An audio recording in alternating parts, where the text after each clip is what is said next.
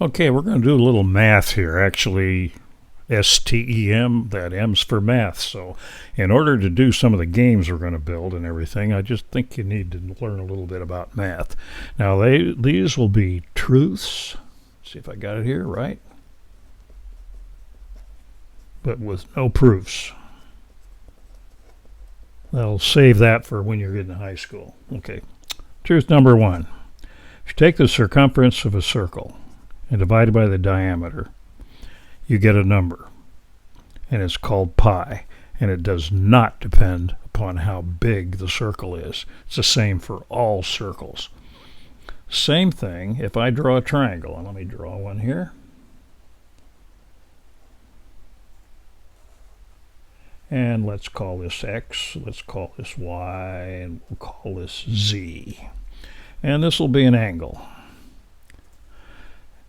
The other thing, this is number 2, is that X over Z, Y over Z, and Y over X also independent of size. I think it's reasonable, but you can actually prove that. And the other thing I'll just show you right now is that this thing called X over Z is called the cosine. And since it only depends on the angle, it will change with the angle. Y over Z is called the sine. And Y over X is called the tangent. Now, you don't have to remember that, but it's only 3 things. Now, when you take trigonometry, they'll do the inverse, and they'll have all kinds of half angle and double angle formulas and all that kind of good stuff that you'll learn. But you don't really need that for what we're talking about. Okay, the third thing that you need to know about these triangles is that x squared plus y squared equals z squared.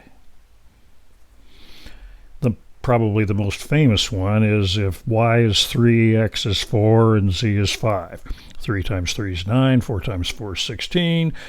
Add them together, you get 25. 25 is 5 squared. So we use these to build these games and so forth, and you will use these things over here, the tangents and stuff, and cosines and sines, when you shift coordinates. And we'll be doing that, but probably not for a while. At any rate, let's talk about a coordinate system. That's the next thing. Okay, we're going to put a 0 here. And I'm going to say the upper part, or going north, is y. And going east is, we'll call x. And that's the positive direction. And let's say these 2 squares here are 100. So this is 100, and this one says 200, and so forth. Now, I'll draw these lines here. Now let me put a point up here, and let's call this A. And well, what's the coordinate of that point? Well, x is 150, and y is 100. And so you almost always write it this way. X is this way, is the first one, and y is the second one. And let me give you another point over here, say. We'll call this one B. And what would this be? Well, it's minus 100, 200, minus 250. And the y part's negative also, but it's only 50. Now, let's say these were 2 sprites that we had, or let's say 2 turtles in our Python world, and we want to know how far they are apart. And the reason we want to do this is because these 2 things might be moving around, and we want to know when they collide. Well, it's pretty easy to do, because all we need to do is make a right triangle here. And so what's this distance? Well, it turns out it's 150 minus 250, which is 150 minus 250, which is what? 400 plus 400. And that's the change in x, and the y is 50, 100, 150. So we take this as plus 150. Plus 150. So what we need to do is square that. And so what we have is 400 squared plus 150. So I'm going to grab my little calculator.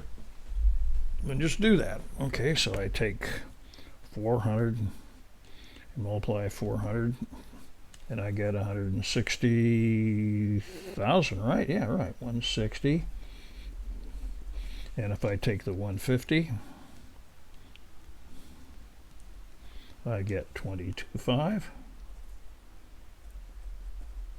And I can add them together, and I get 182,500. I could have picked some nice round numbers, but I can then go and take the square root of that, and I get 427. So does that make sense? Well, this one's 400 and this one's 150, so this is 427. So they're 427 apart.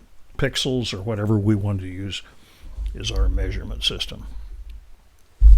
So we'll be doing that a lot, and you'll get used to having a coordinate system and seeing where these points are.